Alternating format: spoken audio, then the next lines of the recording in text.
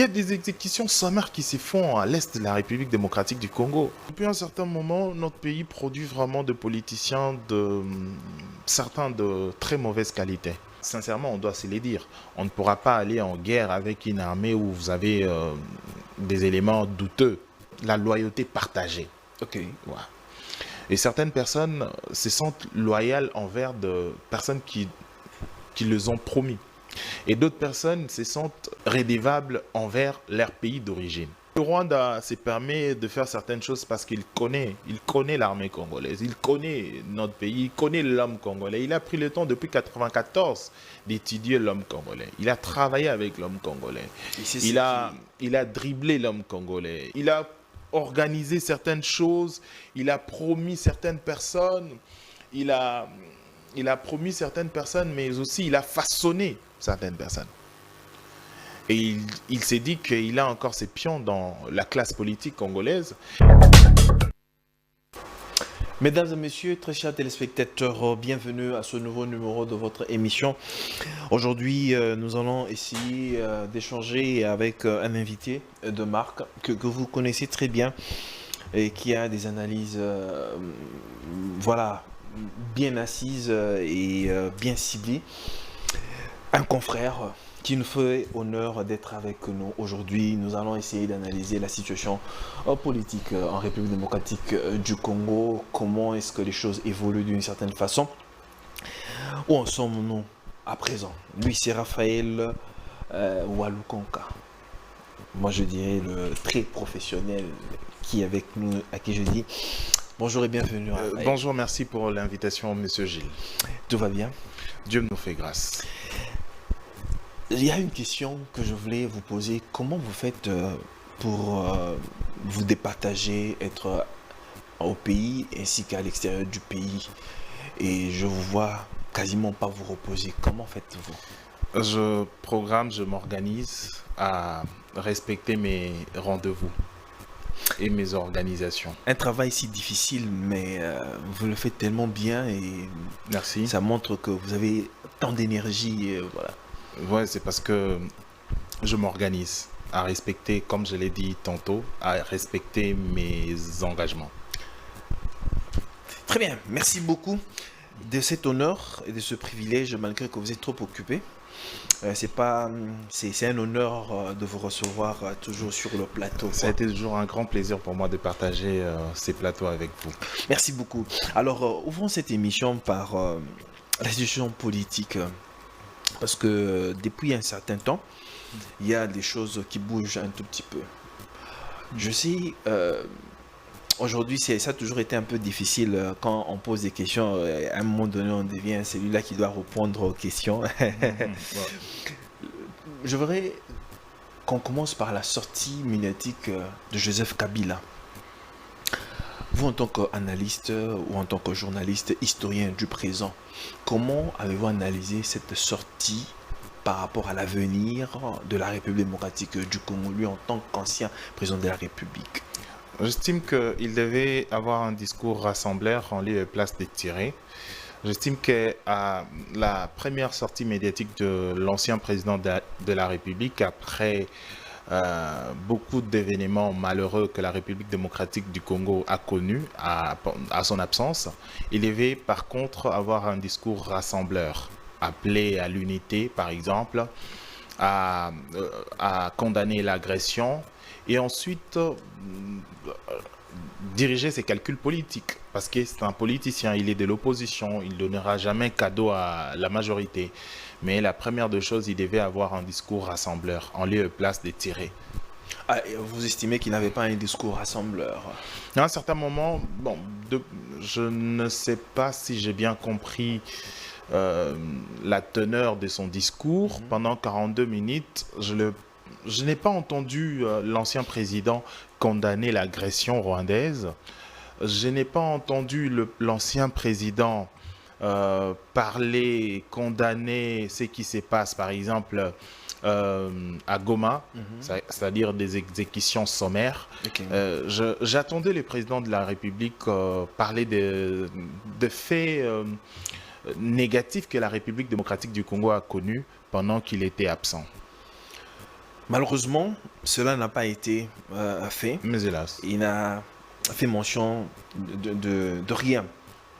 Alors, cette sortie médiatique de Joseph Kabila a engendré pas mal de réactions des Congolais. Et ça a entraîné même des sanctions. Et aujourd'hui, bon voilà, et quand bien même le CSAC s'est rébiffé d'une certaine façon, où il était question qu'on ne parle pas du PPRD, moins encore de Joseph Kabila. C'était une bonne décision selon vous? Moi, j'estime que devant la responsabilité, devant des faits marquants, on doit toujours prendre position. Étant acteur politique, acteur social, on doit toujours prendre position. Parfois, ça fait mal, mais il faudra le faire. Je pense que le CESAC, à son niveau, il a fait sa part. Il a fait Il sa n'a pas part. tort. Pardon? Il n'avait pas tort.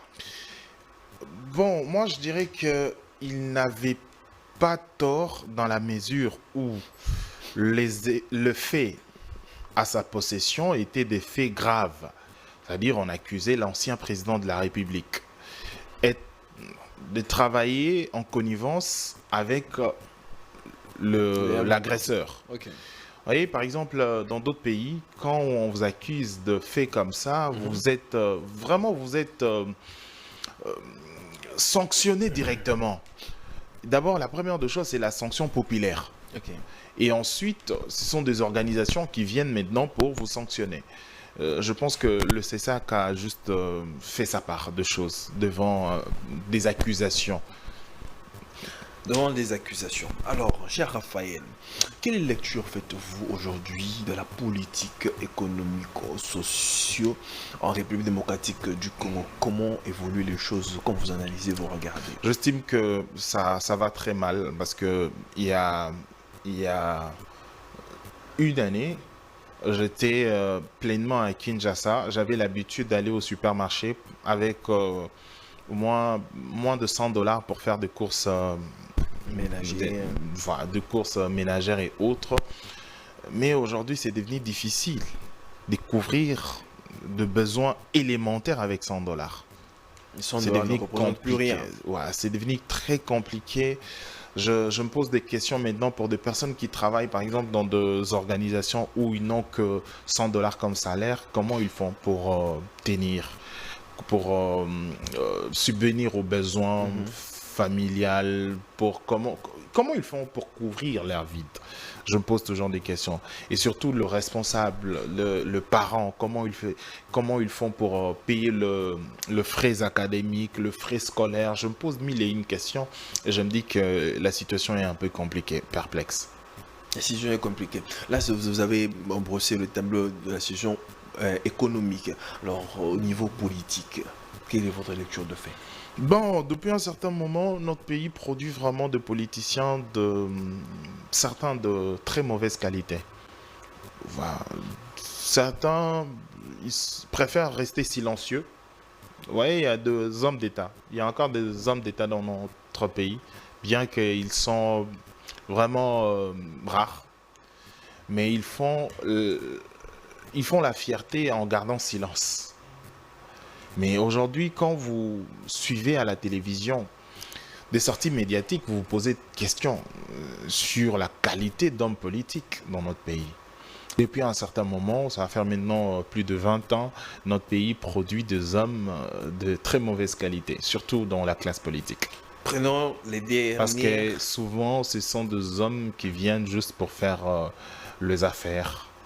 Ce sont plus des affairistes. Exactement. Prenons les dernières années ici. La faute, on l'incombera à qui? Au président de la République, parce que c'est lui qui manage, c'est lui qui met les pions, et c'est lui qui place les gens. On dira la faute revient à la tête, ou bien aux personnes voilà, qui sont là, qui ne sont pas incompétents. Moi, je dirais c'est à tout niveau. À tout niveau. Ouais. Parce que c'est comme dans une entreprise. Si je vous nomme, par exemple, directeur de programme et que vous ne faites pas bien votre travail, je fais quoi? Je vous sanctionne directement. Mais vous avez aussi la responsabilité vous-même, étant directeur de programme. dès que vous êtes promu, qu'est-ce que vous faites? Vous devez assurer vos responsabilités. Face à l'histoire, on vous posera des questions sur votre rôle. Moi, j'estime que c'est à tout le niveau. C'est à tout le niveau. Parlons sécurité. Fayoulou s'est rangé du côté, comme certaines personnes estiment, du côté de la raison ou encore du côté de la République. Est-ce la même lecture que vous faites? Bon, c'est l'avenir nous donnera raison. L'avenir pourra éclairer en fait ses intentions. Ah, c'est juste que là, ces intentions ne sont pas encore bien élucidées. Non, c'est parce que et c'est pas. élucidées. Non, c'est un premier pas. C'est la suite qui définira le reste. Parce que Vous c'est savez, chose pareille ne s'est jamais Vous savez, fait. Moïse Katumbi à l'époque, lors de consultation, il est venu aussi. Il a dit qu'il est venu pour répondre à l'appel. le chef de l'État. Mais ensuite, c'était quoi? Est-ce que c'était intéressant? Est-ce que la suite était intéressante? Donc, il faut toujours considérer la suite. Oui, bien sûr. C'est pas le début, en fait. Même la Bible le dit, mieux vaut la fin d'une chose que son commencement. Mais déjà, ce pas-là, ce n'est pas encourageant d'une certaine façon pour... Moi, je trouve que c'est le courage de se mettre ensemble autour d'une table pour résoudre le problème d'État. C'est toujours magnifique. C'est quelque chose d'appréciable. Moi, je m'incline devant le grand esprit. Les gens qui savent mettre des divergences de côté et pour parler État, sans état d'âme. sans état d'âme. Alors, nous sommes en train de parler de sécurité parce que nous savons très bien que l'Est de la RDC est en proie. Jusque-là, il n'y a pas assez d'avancées significatives pour pacifier l'Est. Bon, le président Joseph Kabila s'est vanté à son époque, il avait mis terme à ces hostilités-là. Mais jusque-là, nous sommes comme cloués dans cette situation, comme nous sommes dans une impasse. D'après vous, la politique menée aujourd'hui par le régime actuel ou encore la diplomatie sous impulsion du président de la République est-elle agissante, nous conduisant vers une voie de sortie? Bon, je dirais que je suis plus optimiste et observateur, et ensuite je dirais que certains faits font état d'une avancée significative de notre diplomatie. Par exemple, sur le plan international, des sanctions que le Rwanda subisse, je me dis que la République démocratique du Congo est très active pour mettre de côté l'agresseur de notre pays. Mais sur le plan pratique, par exemple, sur terrain, à l'est de la République démocratique du Congo, il faudra beaucoup plus d'efforts. C'est-à-dire, on ne pourra pas parler de la sécurité, la paix, sans pour autant avoir une armée dissuasive. On doit avoir une armée capable de réagir à temps réel face à l'agression, face à tout ce qui se passe dans notre pays. C'est-à-dire, il faudra appliquer la politique américaine, c'est-à-dire négocier, en même temps vous maintenez la pression sur l'agresseur. Mais malheureusement, cette politique-là n'est pas observée. Ouais, bon, chaque pays, chaque régime a sa façon de faire les choses. Mais ici, chez nous, cette politique-là n'est pas d'application parce que c'est la République démocratique du Congo. C'est différent avec l'Amérique. Qu'est-ce qui manque? C'est peut-être parce que la RDC est faible. Il manque des capacités pour mettre en place ces applications, cette politique ou voilà. J'estime qu'il y a beaucoup de problèmes à beaucoup de niveaux. Par exemple, l'armée aujourd'hui, on ne pourra pas aller... on ne pourra pas, sincèrement, on doit se les dire, on ne pourra pas aller en guerre avec une armée où vous avez des éléments douteux. C'est comme si vous allez combattre avec des personnes que vous ne maîtrisez pas. Donc, il y a beaucoup de traîtrise. Il y a beaucoup de faits. C'est pas seulement le traîtrisme, mais par contre, la trahison, pas comme telle, mais je pourrais dire la loyauté partagée. Ok. Voilà. Et certaines personnes se sentent loyales envers de personnes qui les ont promis. Donc, quand vous dites loyauté partagée, Et d'autres personnes se sentent redevables envers leur pays d'origine. ça veut dire Ben, il y a des infiltrés dans notre armée, il y c'est a clair. des infiltrés. Ouais, bien sûr. Ah, c'est fort. Ouais, à la suite de braquage, mixage, tout ce que nous avons connu dans notre pays. Donc, c'est une raison de plus qui fragilise notre armée. Évidemment. Alors, pourquoi, depuis tout ce temps, parce que c'est une question qui se pose 6 ans durant que le régime en place est là et aux affaires. Qu'est-ce qui manquerait pour ne fût-ce que... Parce que aujourd'hui, on dit que l'armée est infiltrée d'une certaine façon. En son temps, le président de la Je République pourrais avait répondre dit, directement. le président de la République avait dit- Le travail de... le président avait dit que l'armée était bien structurée. Le travail de construire une armée, c'est un travail de longue haleine, déjà au départ. Mais pourquoi avoir Et le commencé par travail dire de que c'était refaire une armée, structuré? c'est aussi un travail de longue haleine. Mais surtout le travail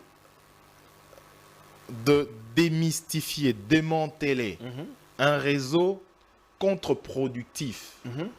dans une armée, alors là, c'est un travail qui demande beaucoup d'efforts, beaucoup d'énergie, beaucoup de stratégie. Et voilà ma réponse à ce sujet. Donc ça veut dire qu'il faut du temps. Du temps, ouais.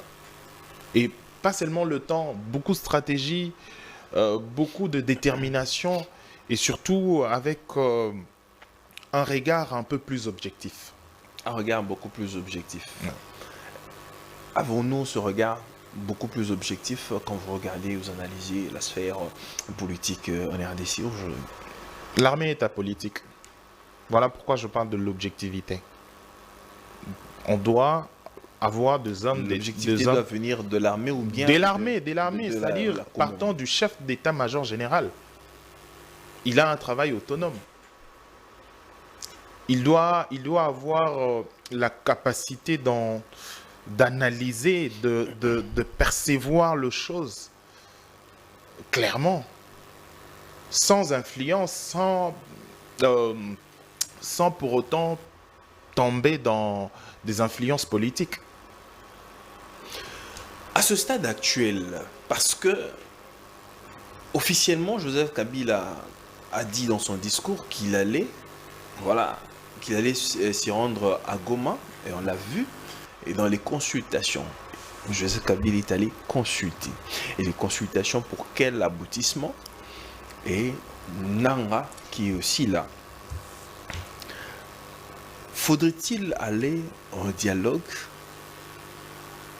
négocier avec Joseph Kabila et Corneille Nanga, comme certaines personnes estiment? Comme tout autre Congolais, j'estime quand il faudra lancer des dialogues, on doit appeler tout le monde autour de la table. Joseph Kabila devra être autour de la table ainsi que Corneille Exactement. Nanga d'ici Il moi. fait partie du problème, donc il peut aussi devenir, il peut faire partie de la solution. Il peut faire J'estime. partie de la solution. Ouais, j'estime. Et si par exemple, après le dialogue, ces personnes-là, qui aujourd'hui, qui tuent les paisibles Congolais là, à l'Est, et qui étaient lavés après, Moi, je pense que ce serait cracher sur la mémoire d'autant de Congolais qui sont morts injustement alors. Il y a des exécutions sommaires qui se font à l'est de la République démocratique du Congo. Et ces personnes ne vont jamais pardonner des personnes qui vont pactiser avec ceux qui les ont tués injustement. alors, pour des personnes qui massacrent délibérément les Congolais, les paisibles citoyens, pourquoi se mettre autour d'une table et dialoguer avec eux? Dialoguer ne veut pas dire oublier. Dialoguer ne pousse pas à accepter tout ce qu'on propose. Dialoguer, c'est savoir d'abord ce que l'autre veut. Dialoguer dans un sens d'écoute. Dialoguer dans un sens de donner l'occasion, l'opportunité à ceux qui ont fait du mal, au moins de s'amender. Je pense dans cet esprit que nous pouvons carrément avancer. Mais c'est pas dialoguer pour effacer le tableau. Non, c'est pas pour blanchir le criminel. Non, j'estime que c'est pas l'objectif de ce dont je parle. Je viens d'évoquer tout à l'heure. Nous sommes dans des structures comme la SADC, la CEC, Ça sert à rien tout ça. la CAC. Ça sert à rien. Ça sert à rien. Quand vous n'avez pas une armée dissuasive, tout ça, ça ne sert à rien. On voit, le Rwanda vient de claquer la porte ici à la Oui, CEC. parce qu'il il s'estime fort. Il s'estime fort. Mais alors, toutes ces communautés, ces structures ne nous aident en rien. Pourquoi la RDC On doit continue à quitter, rester? on doit avoir le courage de quitter, mais c'est quand vous êtes en position de faiblesse, vous êtes en difficulté, vous estimez que l'apport des autres est toujours important, vous savez. Quand vous êtes dans la galère, vous tendez la main à n'importe qui, hein. C'est juste après avoir obtenu quelque chose que vous pouvez maintenant vous définir. Dans l'autonomie, on s'est défini. On peut avoir le courage de se décider aussi. Vous savez, le Rwanda se permet de faire certaines choses parce qu'il connaît l'armée congolaise, il connaît notre pays, il connaît l'homme congolais. Il a pris le temps depuis 1994 d'étudier l'homme congolais. Il a travaillé avec l'homme congolais. Il a dribblé l'homme congolais. Il a organisé certaines choses, il a promis certaines personnes, promis certaines personnes, mais aussi il a façonné certaines personnes. Et il s'est dit qu'il a encore ses pions dans la classe politique congolaise, il a encore ses pions dans le sphère politique congolais. Il a encore des pions dans les sphères congolais. J'ai toujours eu une certaine crainte de la situation politique ou bien la situation de la RDC. Où la RDC, dans la géopolitique, serait au centre des intérêts internationaux. Où, moi je dis, comme Fanon avait dit, la gâchette de la RDC, c'est encore comment la phrase, la gâchette du développement. L'Afrique a la forme d'un revolver dont la gâchette est on est au centre. Au centre, voilà. À la RDC. Moi, je me suis toujours posé cette question. La RDC ne serait peut-être pas cette gâchette qui déclencherait la Troisième Guerre mondiale? Probablement oui, dans la mesure où nous gérons inconsciemment nos ressources. Inconsciemment. Ouais. Êtes-vous d'accord avec ce contrat américain qui est voilà en gestation? Je connais pas encore la teneur de tout ce qui est dit, le contour de ce contrat. Parce que nous avons un contrat avec les Chinois et puis Ouais. voilà, on se tourne si et seulement si on doit se tourner vers les Américains. Vous ne trouvez pas que ça risque de créer un vrai conflit? Non, nous sommes un pays indépendant. Nous pouvons conclure des contrats avec n'importe qui et comme on veut, selon le terme de contrat et surtout pour le profit et l'intérêt de notre pays. Ça ne dérange pas. Les États-Unis ont de contrats avec combien de pays? La France, la Chine, ils ont des contrats avec combien de pays? La RDC peut négocier avec n'importe qui. Je pourrais encore paraphraser ce que le maréchal Mobutu disait à l'époque.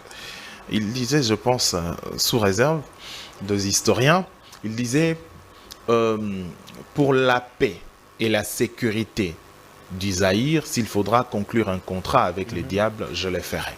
Alors c'est ça. C'est-à-dire on est indépendant. Donc on peut conclure des contrats avec n'importe quel pays, n'importe quel État, pour l'intérêt de notre pays. Donc s'il faudrait nouer les liens, faire des pactes avec le diable, il faut le faire juste pour la paix. C'est une façon de... C'est une expression. C'est une façon de dire les choses, de clarifier et de présenter le tableau. Alors, depuis un certain temps, on voit la chef de la MONUSCO, Bintou Keïta, dernièrement ici, elle est à Goma pour parler avec voilà, tous ceux qui sont de l'autre côté là-bas. Estimez-vous vraiment que la démarche de la MONUSCO peut nous aider à avancer toutes ces organisations n'ont jamais été sincères avec la République démocratique du Congo. Depuis leur arrivée jusqu'à aujourd'hui, ils n'ont jamais été sincères. Ils ont soutenu l'agresseur à un certain moment. Vous avez entendu. Il y a certains ressortissants de l'Est de la RDC, précisément par exemple à Béni, où j'ai été. Ils ont incendié le siège de la MONUSCO parce que la MONUSCO logeait le terroriste, le ZADF, je pense, le ZADF à Béni. Donc, vous croyez encore à la sincérité de la MONUSCO? Jusqu'aujourd'hui, vous êtes un historien du présent. Comment se fait-il que la MONUSCO ne part toujours pas alors qu'on lui a été demandé de, voilà, que son contrat de... Et c'est comme ça qu'elle est en train maintenant de nous duper. Et nous aussi alors on se laisse duper.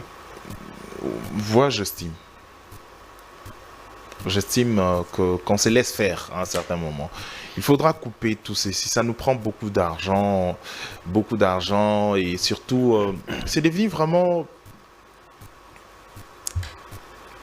une forme de duperie bien organisée, mais par contre, une forme de, pas vraiment une sorte de ressource, mais une forme de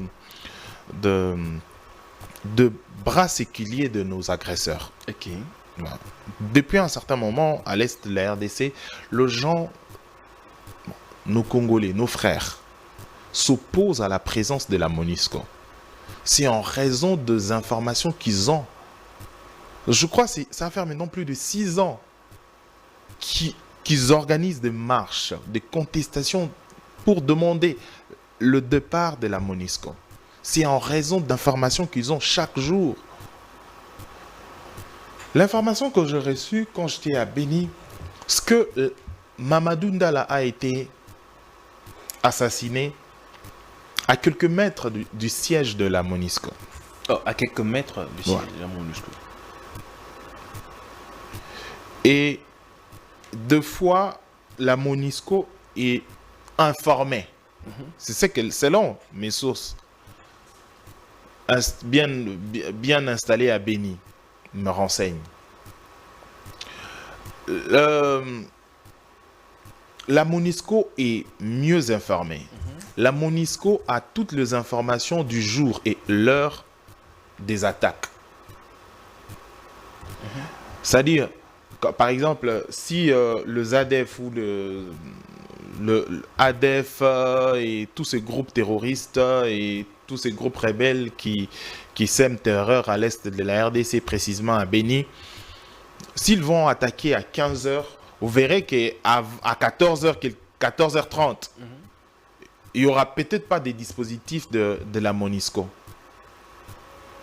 Selon mes sources et des journalistes bien informés à Béni, ils me disent que parfois, c'est en connivence avec certaines personnalités et certaines organisations. Et il faudra encore croire à la sincérité de la République. Non, je parle des organisations. En connivence avec certaines personnalités. Non, avec le terroriste, le rebelle. Ok. Est-ce qu'il faudra encore croire à la sincérité de toutes ces organisations? Il est grand temps d'avoir une armée dissuasive capable de répliquer et instaurer la paix. À ce moment-là, on sera respecté. Comme vous venez de le dire, que ça nous prendra du temps pour réorganiser cette armée. Mais le tour du monde commence par un pas. Mais jusque-là, nous ne sommes pas encore en termes d'en finir. Pour le Nous faisons de demi-pas, ça viendra. Ça viendra. Pendant ce temps, il y a des milliers de personnes qui sont en train de croupir. Fort malheureusement. Très bien. Alors, j'aimerais avoir votre avis par rapport à la sortie médiatique du vice-premier ministre du transport sur Top Congo. Il a parlé sur certaines Il a parlé beaucoup de choses. Je crois qu'il a parlé de l'aéroport, la construction. Je trouve ça intéressant de construire un nouvel aéroport. Il a parlé aussi de... Surtout ça, l'aéroport, je trouve que c'est vraiment intéressant pour nous. Parce que ça, c'est l'intérêt, c'est pour l'intérêt des Congolais. À ce niveau-là, on a besoin d'un aéroport qui nous ressemble. Parce que c'est illogique. Pas ce hangar-là. Pas cet hangar-là. Voilà. C'est illogique pour un pays de plus de 100 millions de Congolais d'avoir un aéroport incapable d'accueillir 1% de la population. 1%. Même pas 0,5%. C'est illogique. C'est la même chose, j'aimerais dire, pour l'armée congolaise aussi. Pour un peuple nombreux, un grand pays comme la République démocratique du Congo, il faudra avoir au moins 1% de hommes actifs, militaires actifs, pour défendre l'intérêt de notre pays.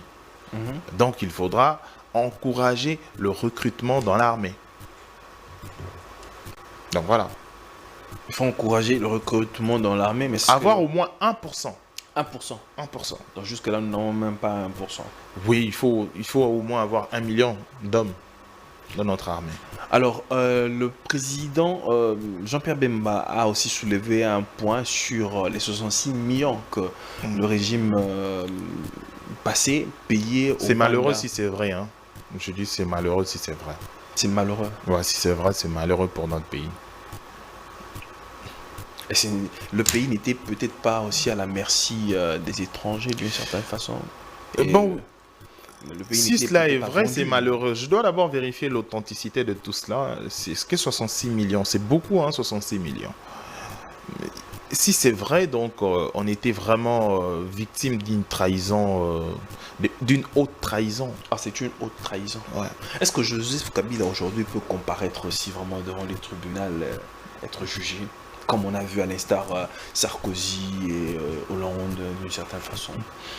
Oui, dans la mesure où les infractions sont renues, selon le code pénal et selon nos lois et notre constitution. Notre constitution, notre constitution par rapport aux anciens chefs d'État, je ne sais pas si il y a eu de Donc loi on qui ne régit. on ne pourra pas aller à l'encontre de notre constitution, nos lois et autres. Donc je me réfère à tout ça. Les infractions doivent d'abord porter un caractère pénal et ensuite il pourra être poursuivi. Un caractère plutôt infractionnel. Un caractère infractionnel. Ouais. Enfin, Walukonka, avant de chuter, j'aimerais que vous puissiez un peu placer un mot par rapport à une décision qui a fait couler beaucoup d'encre et beaucoup de salive en ce qui concerne l'affaire de Moutamba. Parce que le ministre a quand même fait de prouesses depuis qu'il est à la tête du ministère de la Justice et garde des Sceaux. Mais voilà, une affaire de justice qui était, bon, voilà, ce qui dit qu'il a été pris la main dans le sac.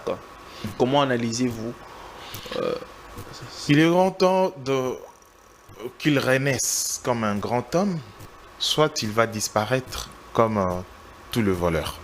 Qui renaisse, qu'est-ce que vous voulez dire par qui renaisse comme un grand homme? C'est-à-dire en ce moment, il est accusé, il est sur le banc d'accusation. Ouais. Il doit maintenant renaître. Prouver. Qu'il n'a pas Il doit amener. À ce moment-là, il sortira grand, vous savez. Et ça fera encore sa notoriété. S'il sortait même propre. Tête haute face à la situation. C'est-à-dire clean. Devant toutes ces accusations. Mais dans la mesure où cela s'avère vrai, donc ce serait malheureux pour l'image qu'il a vendue. Vous voyez, tout ce qu'il a fait comme réforme, comme lutte. Il a fait rêver beaucoup de jeunes au-delà du Congo. C'est-à-dire, mais en Afrique en général. Vous voyez, beaucoup de jeunes se référaient déjà à lui, le comparaient à Patrice Emery Lumumba. Donc, il faisait rêver. Il a vendu quelque chose. Maintenant, il est grand temps qu'il renaisse comme un grand homme. Ou soit il va disparaître comme tous ces détourneurs, tous ces traîtres qui ont trahi la République. Donc voilà. Alors, nous finissons par cette question par rapport à Kinshasa. Kinshasa est devenue comme une ville très compliquée, Très sale. très sale, Oublié même. oubliée. C'est fort hein, comme propos. Ouais, c'est oublié, je Il dis. y a l'insécurité qui bat maintenant à Kinshasa. Moi, j'ai failli hier. Hein. C'était terrible. Dans un quartier supposé sécurisé. On ne sait plus, en fait, des braquages, dans des réalités vraiment affreuses. Ça fait peur à Kinshasa. Ces derniers temps, c'est devenu difficile de sortir, même pendant la journée. Avant, c'était le soir, tu t'es dit peut-être le Il y avait soir, aussi il y a des des coins ciblés. brigands. Ouais, mais aujourd'hui, c'est à midi. Tu as vu ce qui s'est passé à Lemba. Ok. C'était en plein jour. Donc, j'estime que on doit vraiment, le ministre de l'Intérieur, le gouverneur de la ville doivent travailler, retravailler, doivent vraiment mouiller le maillot pour Était-ce nous éviter toutes ces réalités. était-ce la personne qu'il faut, à la place qu'il faut pour la ville de C'est Kinshasa? plutôt le résultat qui pourront dire tout. Qui Mais le, pourront le redéfinir. résultat le prouve aujourd'hui. Donc, si on les dit comme ça, c'est donc ils ne méritent pas. Il ne mérite pas. Ouais. Raphaël Walukonka, un mot au peuple congolais qui vous suit. D'être patriote, de ne plus se laisser leurrer, de laisser duper par de politiques, de partisans, et venir plutôt au camp de la patrie, de défendre le pays, de défendre la patrie en lieu et place des individus. Vous savez, de partis politiques disparaissent au bout d'un moment, mais la patrie reste. Nous devons défendre notre patrie avant tout. Vous savez, à l'époque, il y avait des partisans d'Abako, du parti de Mobutu. J'ai d'ailleurs oublié Idemo, Évidemment. Abako, Idemo. Mais leur siège social, c'est où aujourd'hui? Mais la patrie est restée.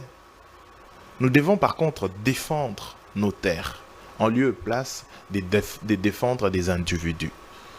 Et c'est comme ça qu'on pourra avoir une nation forte. Merci beaucoup, Monsieur Gilles.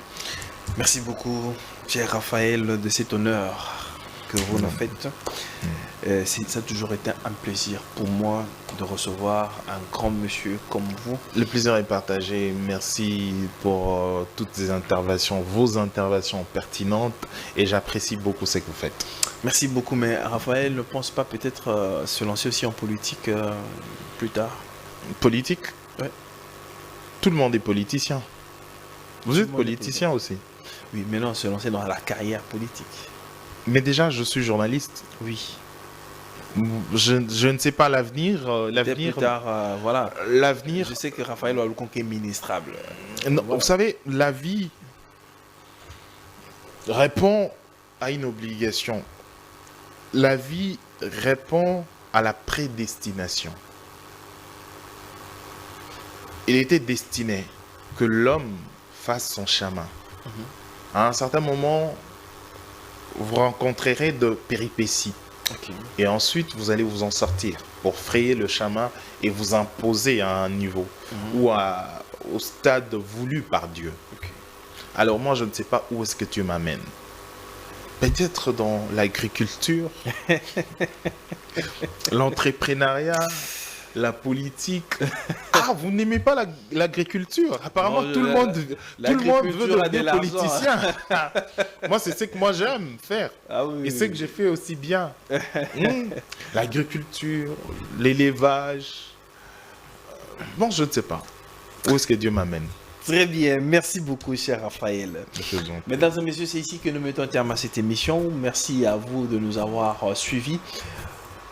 Passez un bon week-end et que Dieu bénisse la RDC. On se retrouve très prochainement. Au revoir.